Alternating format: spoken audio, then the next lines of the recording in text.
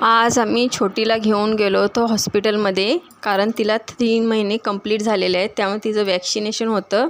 त्यामुळे तिला आज हॉस्पिटलला घेऊन गेलो होतो. कारण कसं आहे, डॉगना वेळच्या वेळी मेडिकल ट्रीटमेंट देणं गरजेचं असतं. त्यामुळे तेही सेफ राहतात आणि आपणही सेफ राहतो. त्यामुळे तिला आज मी हॉस्पिटलला घेऊन गेली होती वॅक्सिनेशनसाठी. कारण डॉक्टरांनी सांगितलं होतं की 3 महिने कंप्लीट झाल्यानंतर त्याचं मेडिकल चेकअप करणं गरजेचं आहे. हॉस्पिटलमध्ये गेलो, तिथे डॉक्टर नव्हते, ते बाहेर गेले होते थोड्या वेळेसाठी. मग तिथे 15, 20, 25 मिनटं थांबायला लागलं. तरी अर्धा तास गेला. अर्धा तास तिथे बसलो. मग डॉक्टर आले. नंतर तिला थोडं चेक केलं. तिला थोडा तापही आला होता. मग चेक करून तिला इंजेक्शन दिलं. त्याच्यानंतर आम्ही डायरेक्ट घरी आलो. मग हॉस्पिटलमध्ये बराच वेळ गेला होता. 1 तास तरी लागला. त्यामुळे तिला लागली होती भूक.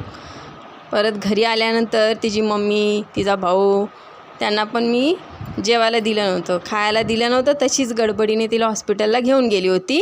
त्यामुळे आल्यानंतर तिघांनाही खायला दिलं.